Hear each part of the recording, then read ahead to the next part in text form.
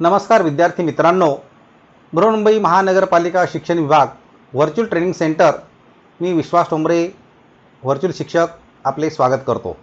विद्यार्थी मित्रांनो, आज आपण सर्वजण शाळेत नसलो तरी घरात राहून ऑनलाईन लर्निंगच्या माध्यमातून शिक्षण घेत आहोत। या माध्यमाचा आणि अध्यापन अध्ययनाच्या प्रक्रियेचा आपल्याला नक्कीच फायदा होईल अशी आशा आहे। त्याचबरोबर आपल्या शिक्षण प्रक्रियेत खंड पडणार नाही, म्हणूनच बृहन्मुंबई महानगरपालिका शिक्षण विभागाने हा उपक्रम सुरू केला आहे।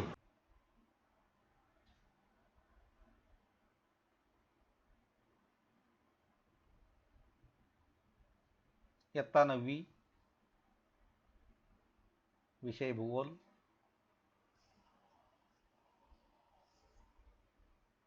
यामध्ये प्रकरण क्रमांक 11 वाहतूक व संदेश वहन भाग 2 आपण दुसऱ्या भागाची माहिती अभ्यासत आहोत। पहिला भाग आपण घेतलेला आहे आणि दुसऱ्या भागामध्ये जसं आपण माहिती घेत असताना पहिल्या भागावर आधारित वाहतुकीचे काही प्रकार आहेत। त्या प्रकारामध्ये रस्ते मार्ग, लोहमार्ग, हवाई मार्ग आणि जलमार्ग या भागाची आपण माहिती घेतली होती की रस्ते मार्ग हे जास्त वेळ आणि खर्चिक असतात, लोहमार्ग कमी वेळ लागतो आणि खर्चही कमी असतो, हवाई मार्गसुद्धा जास्त कमी वेळेमध्ये पण खर्च जास्त असतो, जलमार्गसुद्धा वेळ जरी जास्त असला पण खर्च मात्र त्याचा कमी असतो। परंतु हे मुख्य वाहतुकीचे प्रकार या ठिकाणी देण्यात आलेले आहेत। आता यानंतर आपण जी माहिती पाहत आहोत, इथे असा एक भाग आहे की तुम्हाला हे माहीत आहे का,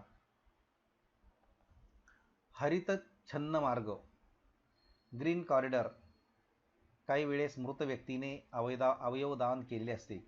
अशा वेळेस दात्याच्या ठिकाणापासून गरजूपर्यंत असे अवयव तातडीने पोहोचणे आवश्यक असते। अवयवांची वाहतूक करण्याच्या काळात सर्व प्रकारचे मार्ग विना अडथळा उपलब्ध करून देण्यात येतात। याला हरित छन्न मार्ग म्हणतात। यामुळे अवयवांची वाहतूक जलद गतीने होऊन याचकाचे प्राण वाचू शकतात। तर असा हा ग्रीन कॉरिडॉरचा एक भाग आहे की एखाद्या व्यक्तीला अवयवाची खूप गरज असते आणि एखाद्या व्यक्तीने ते अवयवदान केलेलं असतं, परंतु ते वेळेत ते पोचणं गरजेचं असतं आणि त्यासाठी ही ग्रीन कॉरिडॉरची व्यवस्था ही करण्यात आलेली असते। तर अशा पद्धतीने आपल्याकडे काही अशी हॉस्पिटल्स असतात की जशी हार्टच्या बाबतीमध्ये जसं फोर्टिस हॉस्पिटल जे आहे त्याने काही लोकांचे प्राण वाचलेले त्या ठिकाणी सुद्धा, म्हणजे अशा पद्धतीने हे अवयवदानाचा इथे एक भाग आहे। असे अनेक प्रकारचे अवयव हे एक अवयव दुसऱ्याला देण्यासाठी ही ग्रीन कॉरिडॉरची व्यवस्था असते। आणखी दुसरा एक भाग आहे की रोरो वाहतूक, हे लोहमार्गाने ही जी वाहतूक आहे, लोहमार्गाने एका स्थानापासून दुसऱ्या स्थानकापर्यंत वाहतूक करता येते। महामार्गावर मोठ्या प्रमाणात वाहतूक होत असते। ट्रकने होणारी माल वाहतूक ही लोहमार्गाने होणाऱ्या वाहतुकीपेक्षा खर्चिक असते। यावर उपाय म्हणून रोरो वाहतूक पद्धत वापरण्यास भारतात सुरुवात झाली। या पद्धतीत मालाने भरलेले ट्रक मालगाडीवर चढवून लोहमार्गाने इच्छित स्थानापर्यंत नेण्यात येतात। तेथून पुढे हे ट्रक माल जिथे उतरायचा आहे तिथपर्यंत घेऊन जातात। गंतव्य स्थानापर्यंतचा प्रवास लोहमार्गाने केल्यामुळे वाहतुकीचा खर्च कमी होतो। यामुळे ट्रकच्या वाहतुकीमुळे होणारा इंधनाचा खर्च आणि होणारे प्रदूषणही टाळता येऊ लागले आहे। रोरो मार्ग वाहतुकीची सुरुवात भारतात प्रथम कोकण रेल्वे मार्गावर झालेली आहे। तर अशा पद्धतीने इथे काही हे चित्र दाखवले की काही असे ट्रक असतात की ते ठिकाणापर्यंत पोहोचवण्यासाठी तो माल, मग ते ट्रकच्या ट्रक मालगाडीच्या जे काही वाहतुकीची साधनं हे जे डबे असतात ते प्लेट्स म्हणजे डबे, त्याच्यावर ते ट्रकचे ट्रक ठेवले जातात आणि नंतर मग ज्या ठिकाणी तो माल पाठवायचा तो माल त्या ट्रकद्वारे पाठवला जातो। अशी रोरो वाहतूक की जी लोहमार्गाने मार्गाद्वारे केली जाते। एका स्थानकापासून दुसऱ्या स्थानकापर्यंत ही वाहतूक केली जाते की ज्यामध्ये ट्रकने होणारी वाहतूक ही लोहमार्गाने होणाऱ्या वाहतुकीपेक्षा अधिक खर्चिक असते, परंतु त्याचा उपाय म्हणून ही रोरो वाहतूक अतिशय फायद्याची ठरलेली आहे। तर त्या ठिकाणी इंधनाचा खर्चही वाचतो आणि वेळेचा खर्चही वाचतो। इथे सुद्धा तसं चित्र आपल्यासमोर दाखवले की ही मालगाडी दाखवली. या मालगाडीवर अनेक प्रकारचे ट्रक ठेवलेले आहेत.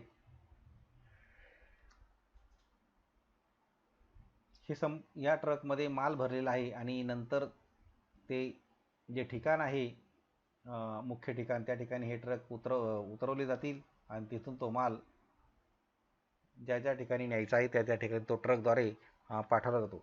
अशा प्रकारची जी वाहतूक आहे, म्हणजे जे काही घाट रस्ते असतात, घाट रस्त्याच्याद्वारे ट्रक वगैरे यांना हे अडचणीचं ठरतं, अपघात होण्याची शक्यता असतात आणि अशा वेळेला ही जी रोरो वाहतूक आहे ही नक्कीच फायदेशीर ठरत असते. वाहतुकीच्या मार्गाचा आणि प्राकृतिक रचनेचा सहसंबंध असतो. प्राकृतिक रचनेच्या अभ्यासामुळे प्रदेशाची सुगमता आणि दुर्गमता लक्षात येते. मैदानी सखल प्रदेशात वाहतुकीच्या मार्गाच्या सोयी चांगल्या प्रकारे विकसित होऊ शकतात. त्या मानाने उंच सखल प्रदेशात त्यांच्या विकासावर मर्यादा येतात. मग या वाहतुकीचं महत्त्व काय आहे? वाहतुकीच्या महत्त्वाचा आपण विचार करत असताना आपल्याला काय सांगता येईल? व्यापार विस्तार जाळे. तर जसं वाहतूक ही एक, नंतर जलद औद्योगिकरण, रोजगार संधीची उपलब्धता, क्षेत्रीय दुवा, स्थल उपयोगिता, दुर्मिळतेवर मात म्हणजे कमतरता आणि प्रादेशिक असमतोल घट, पर्यटन विकास, अशा प्रकारे हे वाहतुकीचे महत्त्वाचे काही मुद्दे आहेत. आता या वाहतुकीच्या मुद्द्यांचा जरी आपण विचार केला तर आपल्याला या संदर्भात काय सांगता येईल? तर ही जी वाहतूक सेवा आहे, या वाहतूक सेवेचं महत्त्व जर विचारात घेतलं तर खरं म्हणजे वाहतूक ही एक पायाभूत सुविधा आहे. वाहतूक व्यवस्थेतील विकास हे देशाच्या किंवा प्रदेशाच्या विकासाचं एक मानक मानलं जातं. वाहतूक व्यवस्थेतील सुधारणेमुळे प्रदेशात मालाची आणि प्रवाशांची म्हणजे चलन क्षमता, गतिशीलता वाढते. वाहतूक व्यवस्थेतील सुधारणामुळे उद्योग आणि बाजारपेठा यांचा विकासही होत असतो. आर्थिक विकासाला गतीसुद्धा प्राप्त होत असते. दरडोई उत्पन्न आणि स्थूल देशांतर्गत उत्पादन यामध्येही वाढ होत असते. त्याचबरोबर वाहतुकीचे महत्त्वासाठी काही मुद्देसुद्धा दिले जातात की जसे व्यापार विस्तार आणि जाळे, म्हणजे मोठ्या प्रमाणात व्यापाराचा विस्तार होत असतो आणि ते जाळं संपूर्ण देशभर पसरत असतं. जलद औद्योगिकरण, म्हणजे मोठ्या प्रमाणामध्ये जेव्हा औद्योगिकरण होत असतं, उद्योगधंदे वाढत असतात, तेव्हा या व्यापाराचं वाहतुकीचं एक महत्त्व वेगळं असतं. रोजगाराच्या संधी, तर रोजगाराच्या संधीसुद्धा ज्या ठिकाणी औद्योगिकरण झालं त्या ठिकाणी रोजगाराच्या संधीसुद्धा मोठ्या प्रमाणामध्ये उपलब्ध होत असतात. मग त्यामध्ये अनेक प्रकारचा रोजगाराच्या संधी उपलब्ध होत असतात. अनेक प्रकारच्या कारखाने त्या ठिकाणी, इंडस्ट्रीज असतात, त्यामुळे मोठ्या प्रमाणात रोजगाराच्या संधी ह्या उपलब्ध होत असतात. क्षेत्रीय दुवा हा सुद्धा एक त्यातला एक भाग आहे की ज्या ठिकाणी जो भाग आहे तो भाग कशा परिस्थितीमध्ये आहे ते सुद्धा उपयोगाचं आहे. स्थल उपयोगिता आणि शेवटी त्याची उपयोगिता काय आहे हे सुद्धा आपल्याला सांगता येईल. दुर्मिळतेवर मात, की ज्या काही वस्तू असतात त्या दुर्मिळता जरी असेल तर त्याच्यावर आपण कशा पद्धतीने मात करू हेही सांगता येईल. आणि प्रादेशिक असमतोल, काही प्रदेशामध्ये जास्त, काही प्रदेशामध्ये कमी, अशा पद्धतीचा एक भाग या वाहतुकीच्या साधनामध्ये आहे. आणि पर्यटन विकास, म्हणजे ज्या ठिकाणी मोठ्या प्रमाणात वाहतूक होत असते त्या ठिकाणी पर्यटनात जे काही ठिकाण असेल त्याचा विकास होत असतो. मोठ्या प्रमाणात सोयीसुविधा त्या ठिकाणी निर्माण केल्या जातात आणि त्यामुळे ही वाहतूक सेवा ही अतिशय महत्त्वाची सेवा मानली जाते.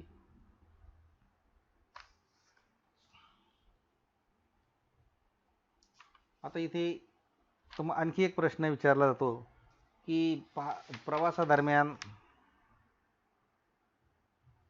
तुम्हाला येणाऱ्या वाहतुकीच्या समस्याचा विचार करा. या समस्यांवर उपाय म्हणून वाहतुकीच्या साधनामध्ये किंवा मार्गामध्ये तुम्ही कोणते नाविन्यपूर्ण बदल सुचवाल ते तुमच्या वहीत लिहा असं सांगितलं आहे. तर आपल्याला काय सांगता येईल त्यामध्ये? प्रवासादरम्यान येणाऱ्या वाहतुकीच्या काही समस्या आहेत. काय समस्या आहेत? प्रवास करून ज्या ठिकाणी पोहोचायचे आहे त्या ठिकाणी पोहोचण्यासाठी रेल्वे, बस, बोट अशा 2-3 साधनाचा वापर करावा लागतो त्या ठिकाणी. प्रत्येकासाठी स्वतंत्रपणे तिकिटे विकत घ्यावी लागणे, वाहतुकीची साधने पुरेशी स्वच्छ नसणे आणि रस्ते मार्गामध्ये वाहतुकीची कोंडी होणे ह्या त्या ठिकाणी येणाऱ्या समस्या.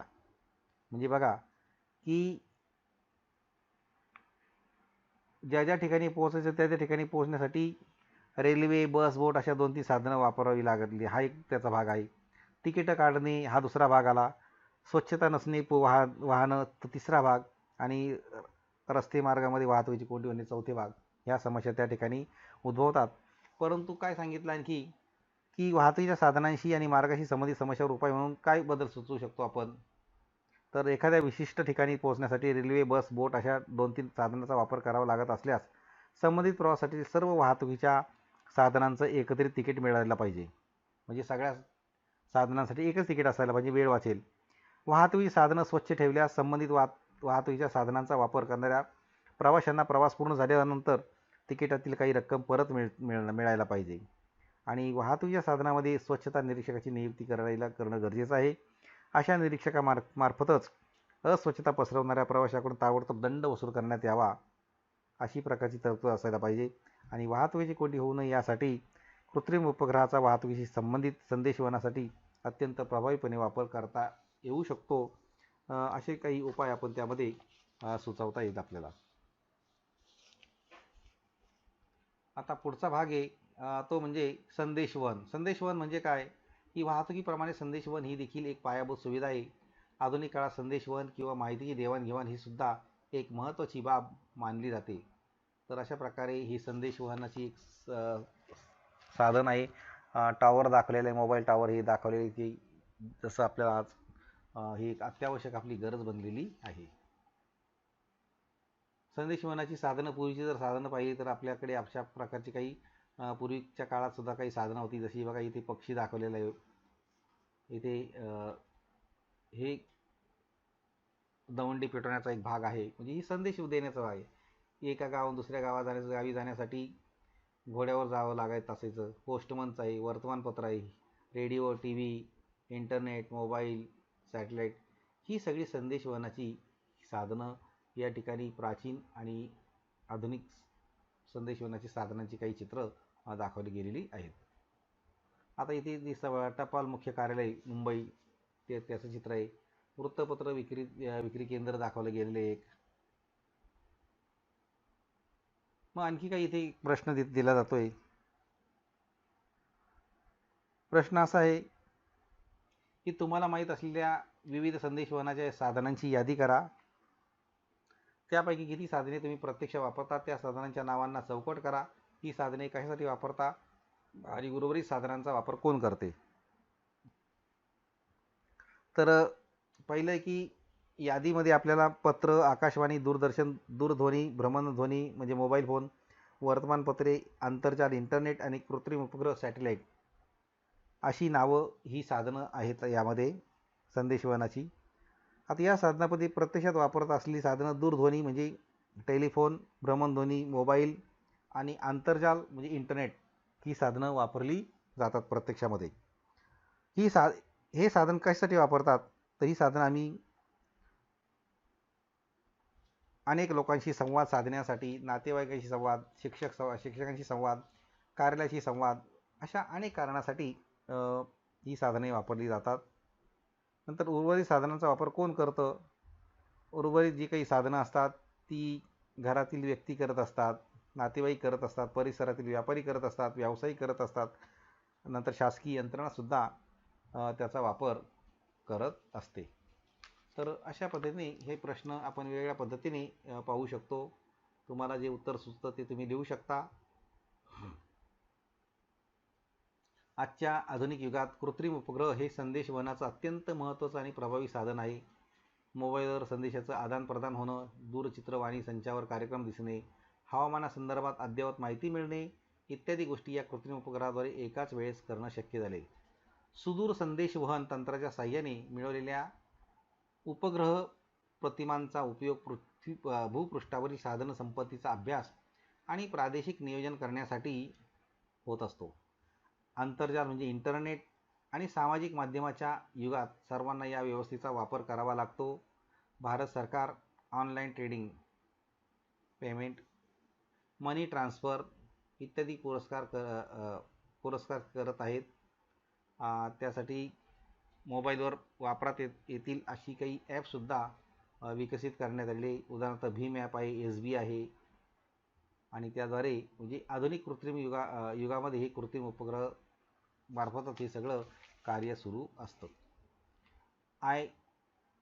SBI म्हणजे इथे SBI एनिवेअर इत्यादी या संदेशवहनाच्या सुविधाद्वारे आपण अनेक प्रकारची देयकं भरणं, खरेदी विक्री अशी अनेक प्रकारचे व्यवहारसुद्धा करत असतो.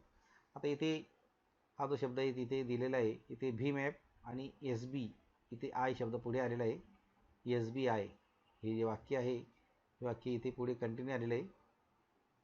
म्हणजे भीम ॲप, SBI एनिवेअर इत्यादी या संदेशवहनाच्या सुविधाद्वारे आपण अनेक प्रकारची देयकं भरणं, खरेदी विक्री करणं असे व्यवहार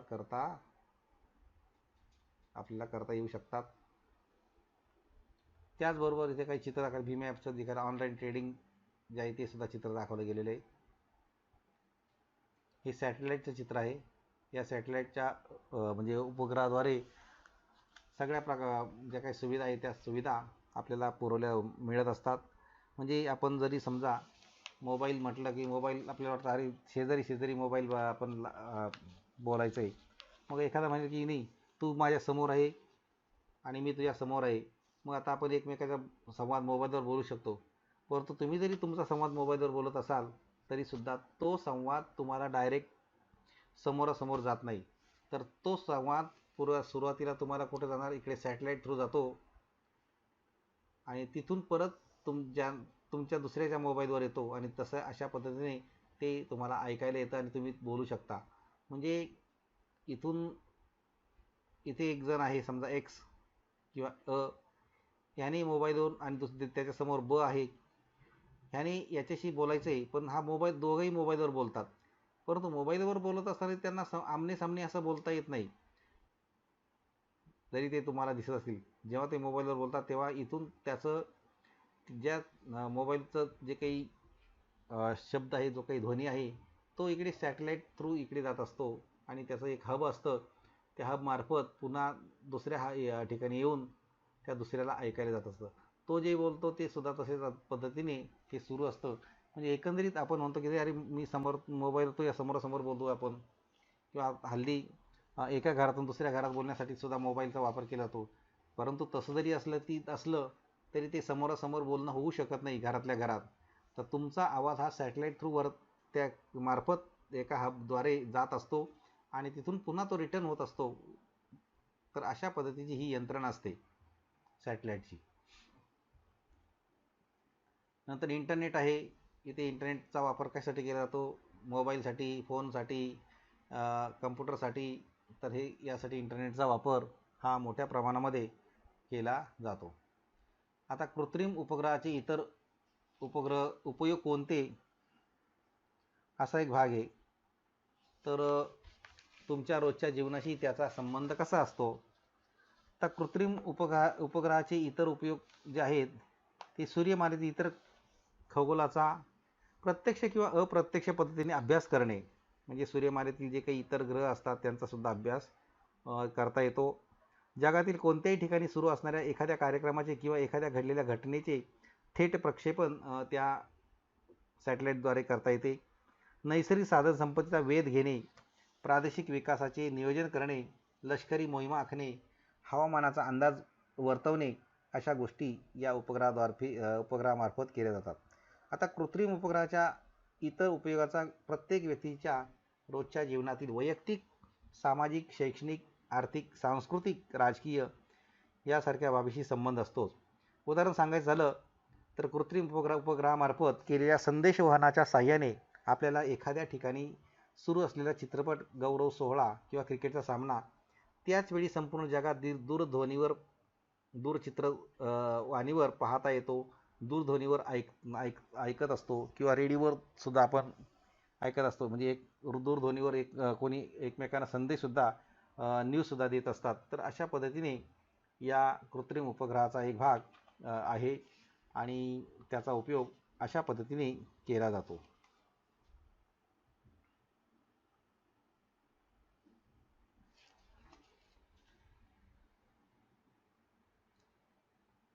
संदेशवहनाची सुविधा आता मोठ्या प्रमाणात विकसित झालेली आहे आणि ही सुविधा फक्त दूरध्वनीवरून बोलणे किंवा संदेश पाठवण्यापुरती मर्यादित राहिली नसून आपण आता व्हिडिओ कॉलिंग देखील करू शकतो. त्याचप्रमाणे व्हिडिओ कॉन्फरन्सिंगद्वारे एकाच वेळी अनेकांशी सुद्धा आपण संवाद साधू शकतो, अनेकांशी आपण बोलू शकतो. आता संदेशवहनाच्या अशा फायद्याबरोबरच अनेक प्रकारचे काही तोटेसुद्धा आहेत. आंतरजालाद्वारे म्हणजे इंटरनेटद्वारे अनेक गुन्हे होत असतात. उदाहरणार्थ ईमेल, संकेतस्थळ हॅकिंग, फसवणूक, चोरी, सायबर हल्ले, युद्ध, आतंकवाद या इत्यादी माहिती आपल्याला मिळत असते. आणि यामध्ये माहितीची चोरी, आर्थिक फसवणूक, महत्त्वाच्या संकेतस्थळावर आक्रमण अशा प्रकारचे धोकेसुद्धा संभवत असतात. त्यामुळे आंतरजालावर म्हणजे इंटरनेटवर सामाजिक माध्यमाचा वापर करताना खूप काळजी घेणं आवश्यक असतं. आपली माहिती खात्री केल्याशिवाय कोणालाही देऊ नये. स्वतःहून कोणतीही संवेदनशील किंवा व्यक्तिगत माहिती सामाजिक नेटवर्किंग साईट्स, ब्लॉग इत्यादीवर टाकू नये. आणि याची एक आकृतीसुद्धा आपल्याला देण्यात आली की जी सायबर हल्ल्याची प्रतिमा या आकृतीमध्ये दाखवलेली आहे. की विविध देशामध्ये अशा प्रकारचे सायबर हल्लेसुद्धा होत असतात. आपण सुद्धा जागतिक इंटरनेटवरील जे सायबर हल्ले जे आहेत त्याचा म्हणजे सायबर युद्धाचा सुद्धा आपल्याला त्यातून अंदाज करता येईल. त्याचा आपल्याला आपण काही चित्रसुद्धा त्याचं पाहू शकतो. तर ह्या सायबर युद्धाची संगणकावरील प्रतिमा ही तुमच्यासमोर दाखवण्यात आलेली आहे. तर अशा रीतीने या सायबर हल्ले, सायबर गुन्हे हे होत असतात. आता ही जी पाठ्यपुस्तकामध्ये ही जी प्रतिमा आहे ही कोणत्या तारखेची आहे तर 12/5/2017 या तारखेची प्रतिमा दिली आहे. आता या प्रतिमेमध्ये काय काय दिसतं, काय सांगितले आहे की या प्रतिमेतील सूचना पुढील काही बाबी सांगतात. तुमची महत्त्वाची माहिती, दस्तऐवज, फोटो, व्हिडिओ, डेटाबेस इत्यादी फायली इन्क्रिप्ट म्हणजे कटुबद्ध झाली आहे. ही माहिती पुन्हा प्राप्त करण्यासाठी तुम्ही प्रयत्न करत असाल, परंतु त्यात तुमचा केवळ वेळ फुकट जाईल. केवळ आमच्या डिक्रिप्ट सेवेद्वारे तुम्हाला संबंधित माहिती पुन्हा प्राप्त करता येईल. तुम्ही तुमची काही माहिती विनामूल्य डिक्रिप्ट करून पुन्हा प्राप्त करून घेऊ शकता. सर्व माहिती पुन्हा प्राप्त करून घ्यायची असल्यास त्यासाठी तुम्हाला मूल्य भरावे लागेल. मूल्य भरण्यासाठी तुमच्याकडे केवळ 3 दिवस उपलब्ध आहेत. या कालावधीनंतर मूल्याची रक्कम दुप्पट होईल. 7 दिवसांच्या आत मूल्य न भरल्यास तुम्हाला तुमची संबंधित माहिती भविष्यात कधी पुन्हा प्राप्त करून घेता येणार नाही. तर अशा प्रकारची माहिती यामध्ये काही सूचना अशा दिलेल्या असतात. माहिती पुन्हा प्राप्त करून घेण्यासाठी किती मूल्य मागितले आहे व ते कोणत्या चलनात मागितले आहे. माहिती पुन्हा प्राप्त करून घेण्यासाठी $300 इतके मूल्य मागितले आहे. हे मूल्य बिटकॉईन म्हणजे डिजिटल चलन या चलनात मागितले आहे. इंटरनेटवरील हा गुन्हा कोणत्या स्वरूपाचा आहे. इंटरनेटवरील हा गुन्हा सायबर गुन्हा या स्वरूपाचा आहे. आणि हा जो गुन्हा ठरतो हा कोणताही आंतरजालावर गुन्हा तर तो हा सायबर गुन्हा ठरत असतो. तर अशा पद्धतीने ही माहिती याच्यात दिलेली असते. आता इथे आणखीन तुम्हाला सांगितलेलं आहे की पहा, जमतं की तुमच्या शाळेची सहल जाणार आहे त्यासंबंधी माहिती तुम्ही तुमच्या मित्रमैत्रिणीला ईमेलने पाठवा. त्याची एक प्रत वर्ग शिक्षकांना पाठवा. सोबतच्या संगणकीय प्रतिमेतील सूचनांचे निरीक्षण करून प्रश्नांची उत्तरे द्या. सोबतच्या संगणकीय प्रतिमा कोणत्या तारखेची आहे आपण त्यातून सांगू शकतो. या प्रतिमेतील सूचना काय सांगत आहेत, माहिती पुन्हा प्राप्त करून घेण्यासाठी किती मूल्य व ते कोणत्या चलनात मागितले, आंतरजालावर हा गुन्हा कोणत्या स्वरूपाचा आहे. याची उत्तरं मला वाटतं अगोदरच मी दिलेली आहे. तर हे जे दिलं गेलेलं आहे की ही तारीख कोणती आहे ती 12/5/2017ची तारीख दिलेली आहे तीसुद्धा आपण पाहू शकतो. आणि इथे तारीख दिलेली बघा, इथे दिसते आपल्याला. नंतर हा जो गुन्हा आहे तो गुन्हा सायबर गुन्हा आहे आणि $300 म्हणजे हे मूल्य बिटकॉईन, हा बिटकॉईन इथे दिलेले आहे बघा. हे $300 दिले इथे आणि बिटकॉईन हा शब्द दिलेले आहे. अशा पद्धतीने पेमेंट करायला सांगतात. म्हणजे हा कोणता गुन्हा ठरतो तर हा जो गुन्हा आहे तो सायबर स्वरूपाचा गुन्हा आहे. म्हणजे हे जे प्रश्न आहेत त्या प्रश्नांची उत्तरं आपल्याला इथे दिली जातात. आपण पुस्तकातून सुद्धा ते पाहू शकतो. ही आकृती बघायची आणि बाजूचे प्रश्न बघायचे तर ते आपल्याला सुद्धा त्याचा अंदाज घेता येईल. आता आणखी काही तुमच्यासाठी काही प्रश्न दिलेले आहेत.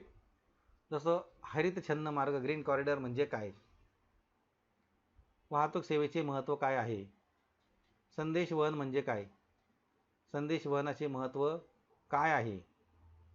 आणि संदेशवहनाचे तोटे काय आहेत? म्हणजे फायदे तोटे सुद्धा संदेशवहनाचे आपण लिहायचे आहेत. संदेशवहन म्हणजे काय की एक आपला मॅसेज म्हणजे जो संदेश आहे तो एका वेगळ्या साधनांद्वारे, जसं जी काही साधनं सांगितली तसं मोबाईल आहे, मोबाईलद्वारे आपण पाठवत असतो, इंटरनेटद्वारे आपण पाठवत असतो. मग ही या संदेशवहनाचं महत्त्व काय आहे? तर ही संदेशवहनाची म्हणजे जलद गतीने होत असतं. तोटे जसं सांगितलं की सायबर गुन्हा हा सुद्धा त्यातला तोटा आहे महत्त्वाचा. म्हणजे अशा प्रकारचे तोटेसुद्धा या संदेशवहनामध्ये होत असतात. नंतर इथे एक आणखी भाग झाला की सांगितलं की हरित छन्न मार्ग म्हणजे ग्रीन कॉरिडॉर. तर एखाद्या मृत व्यक्तीचे अवयव दुसऱ्या व्यक्तीला गरज असतील तर ते पाठवण्याची व्यवस्था आहे ग्रीन कॉरिडॉरची. तर अशा प्रकारचे हे प्रश्न तुम्हाला काही सोडवायला दिलेले आहेत. हे प्रश्न सोडवा. पुस्तकातला जो भाग आहे त्याचंही तुम्ही वाचन करा. शेवटचा तो प्रश्न सुद्धा दिला आहे की सायबर गुन्हा म्हणजे काय. या घटकाची बरीचशी माहिती देण्याचा प्रयत्न करण्यात आलेला आहे. आपणही या घटकाचे व पाठाचे वाचन करायचे आहे आणि पाठ्यपुस्तकात दिलेले जे प्रश्न आहेत त्या प्रश्नांची उत्तरं सोडवायची आहेत. त्याचबरोबर आपल्याला मी काही प्रश्नसुद्धा दिलेले आहेत, ते प्रश्नसुद्धा आपण सोडवायचे आहेत. आणि याबरोबरच या पाठाच्या आपल्या प्रतिक्रिया आपण बृहन्मुंबई महानगरपालिकेच्या यूट्यूब चॅनलवर जरूर कळवायच्या आहेत. धन्यवाद.